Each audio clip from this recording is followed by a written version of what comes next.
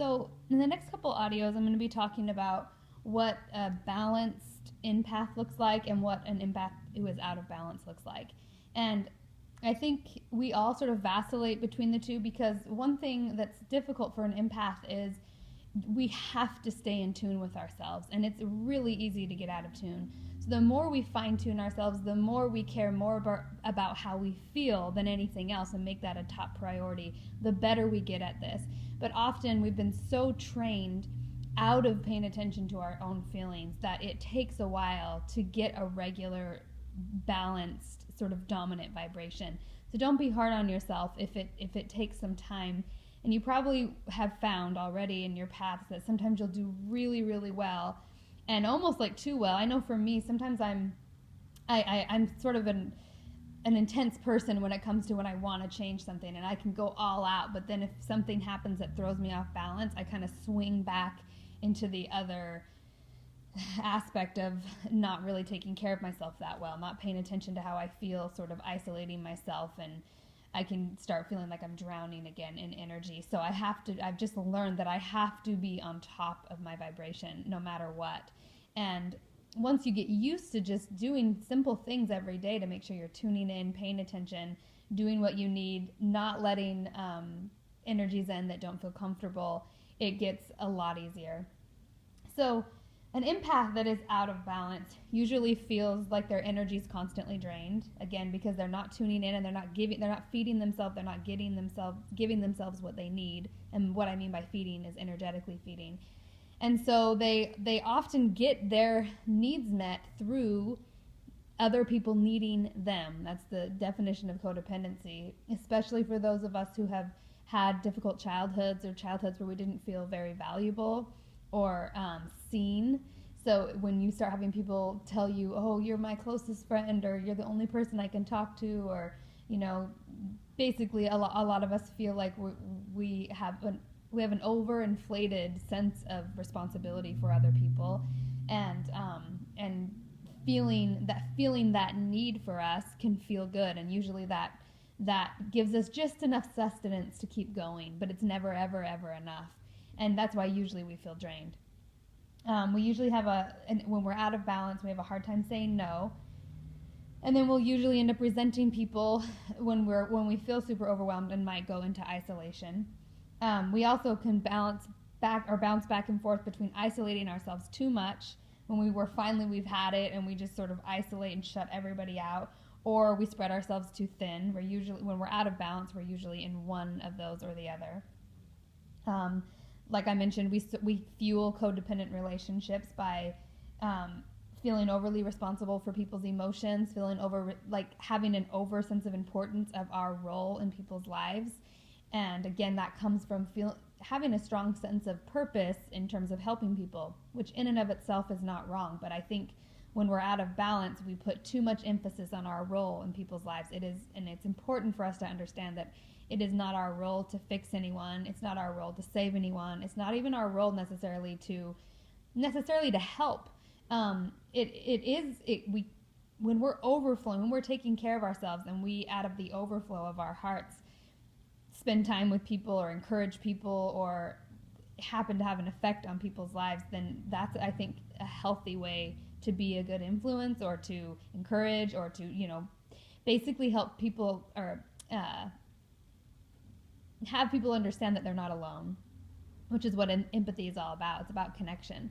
But if we feel like our importance is that this person needs us, or they can't survive without us, or this person, I know I've been in so many relationships in the past where I have really believed if I go out of this person's lives, they will fall apart. That is never a good dynamic to be in, and that's how it looks like when we're out of balance.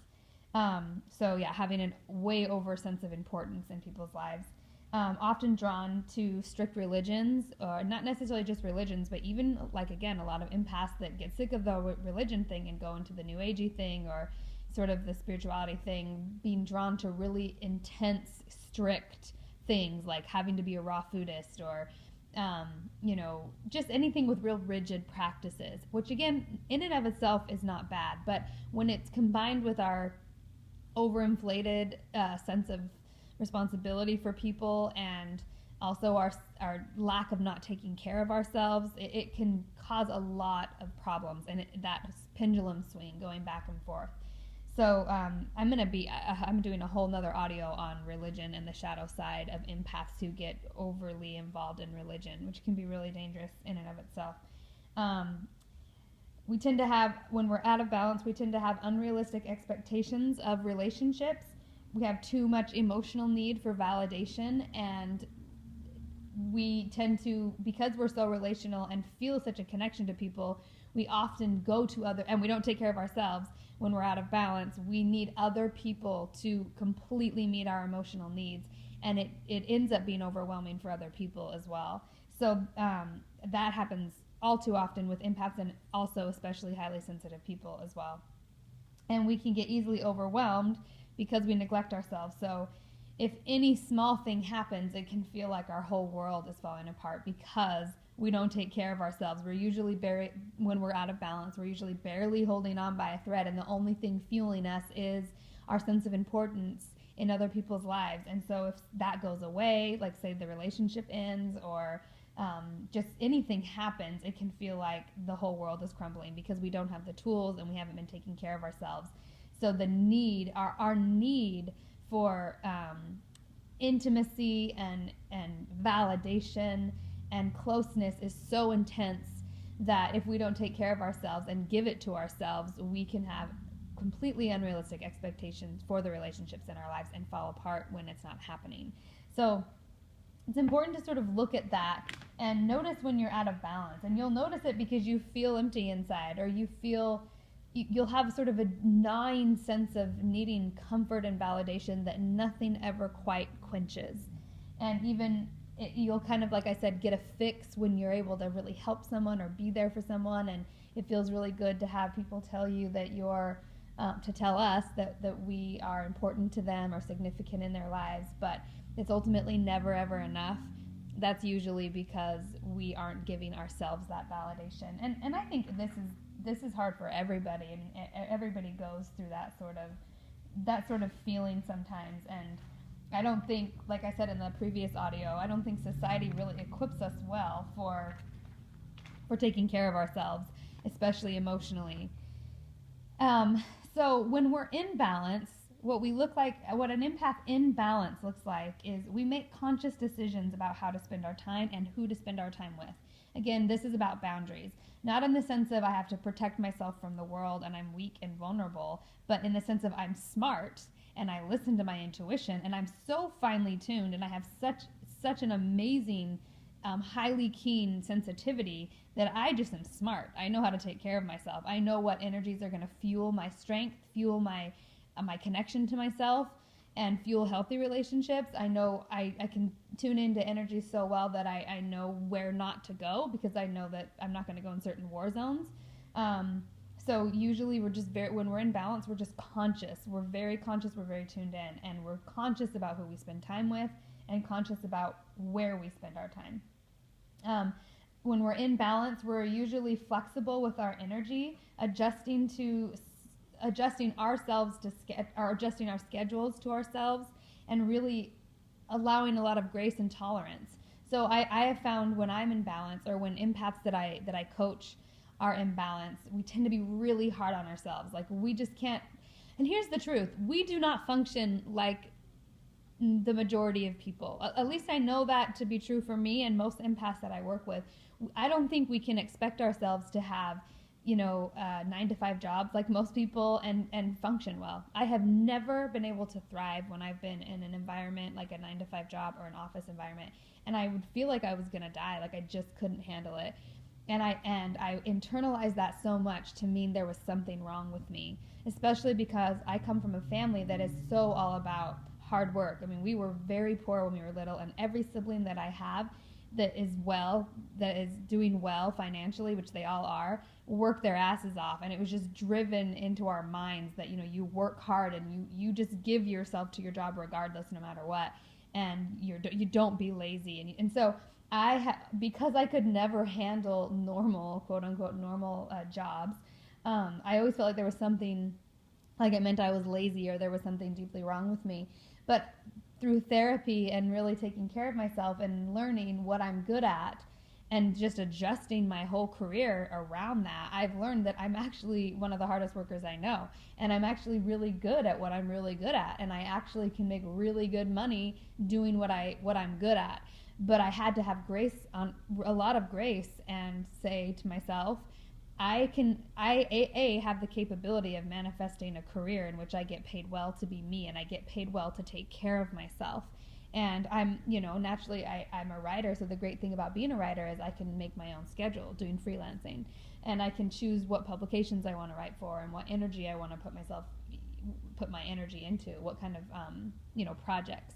But it took a while. And it took a lot of adjustment, and I'm still learning. I'm still learning balance because I have so many projects going on that I can still get overwhelmed. But the point is when I'm in balance, and I know this to be true for empaths that I've worked with, when we are in balance, we are able to have a lot of grace with ourselves and let go of the judgment, let go of the self-criticism, and know if I want to thrive, I have to be able to work with my energy. I have to be able to work with my sensitivities, not the other way around. I can't force my sensitivities to be okay in extremely harsh environments, or environments that just don't. I will not thrive. I don't thrive, and I don't do well in situations that I can't cater to my sensitivities. And I know that maybe even sounds selfish, but I'm actually a better person. I have so much more energy. I have so much more to give. And I do such a better job when I'm in environments that I can thrive in. So I have to make sure I give that to myself. And I know a lot of you are in situations where you can't, like you're in 9-to-5 jobs and you kind of have to be there for right now. I think it's good for any empath to start setting goals if they're not happy in their job, to start using their manifestation skills, their sensitivities to work into a flow of a schedule that you have a career that can actually help you thrive rather than drain you completely. So I think that's true. When we're in balance, we usually have mutual friendships. In other words, it's a give and take relationships. And I've noticed the healthier I get, I have less and less extremely deep relationships. I have like 3 really good friends, none of which are totally dependent on me. They have other people, like spouses or whatever, in their lives that they don't need me for everything. And that makes the biggest difference. And it used to be all of my relationships where I was the most significant person in their life and they needed me for everything. They counted on me for everything, friendships or romantic relationships, either way. I also would attract a lot of women into my life that would hit on me or end up having feelings for me. And they would women who were straight, but they just would say, I've never felt this way about someone before, because they could emotionally, intimately connect with me in a way that they couldn't with other people. So I've noticed that since I started taking care of myself, that's no longer a problem. It rarely ever happens. And my relationships, like this is one of the first times in my life where I can say all of my friendships feel balanced. All of them, I feel like it's a give and take. I don't feel like I'm overly important in their life, and I don't feel like I'm their only, which is really important. And it's just so much healthier. And I have a variety of friends. I have friends that are just casual friends that I go hang out with once in a while, and I have really close friends, like the ones that I actually share my personal stuff with. But it feels much more balanced than it ever has in my life. And I do attribute that to the work that I've done in making sure that I don't have codependent relationships. Usually when we are in balance, we don't feel like we're tossed back and forth by everything external. When I'm out of balance, like I said earlier, anything that goes wrong, I feel like the external world controls me. Like I'm in this situation and energy blasts me out, and then I'm going here and maybe it feels good, and then I'm blasted out. Like I just always felt sort of out of control. But as I've tuned in and really put most of my focus on my internal world, I'm able to allow my internal world to influence my external world rather than vice versa. Just let whatever winds of change that happen in the external world to completely toss me around. And we are better with vibrational borders, in other words, boundaries. So in the next audio, I'm going to talk about boundaries and go into a lot more detail in what's helped me in that way. So I'd love to hear from you guys in the group if you want to share what has worked for you in terms of boundaries and where you feel like you're thriving in that way. I think it's an important thing for us to share with each other. So I hope you're doing well, and I'll talk to you in the next audio.